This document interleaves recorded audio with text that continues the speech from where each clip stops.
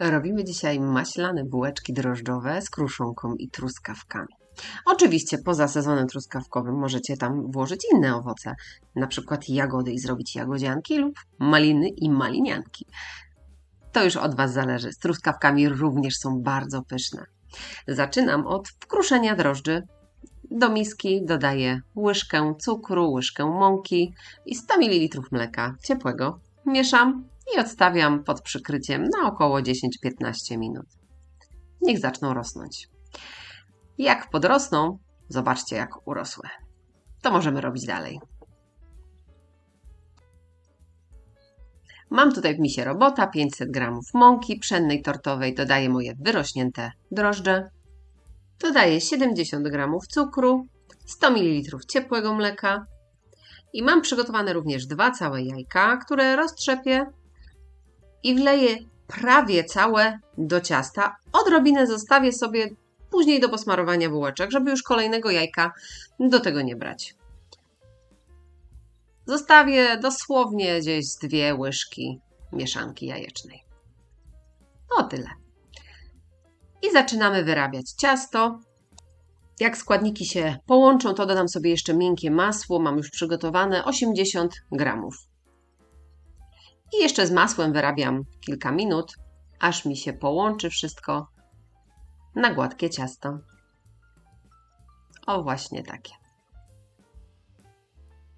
Ciasto jest mięciutkie, lekko się jeszcze lepi, ale takie ma być. Przykrywam folią i odstawiam do wyrośnięcia na około 1 godzinę, aż podwoi swoją objętość.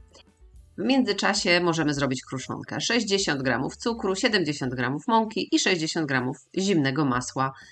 Ucieramy między palcami, aż powstanie nam właśnie taka kruszonka. Na razie ją wstawię do lodówki. Przygotuję sobie również truskawki, pokroję je w kawałki. Tych truskawek potrzebujemy około 300-350 g. Do truskawek dodaję 1 łyżkę mąki ziemniaczanej i 1 lub 2 łyżki cukru. Mieszam i odstawiam. Wyrośnięte ciasto przekładam na stolnicę podsypaną odrobiną mąki. Zagniatam ponownie i dzielę na 12 w miarę równych części.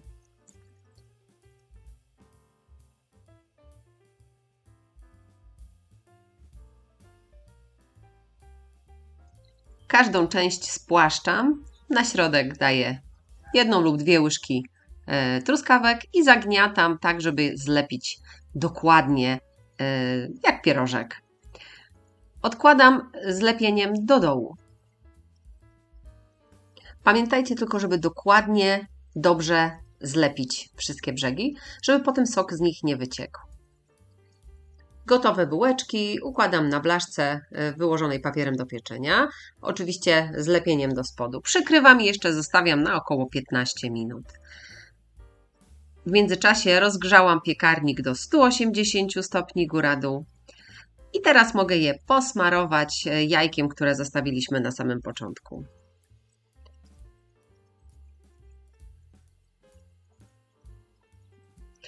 Na koniec jeszcze oczywiście sporo kruszonki wszędzie.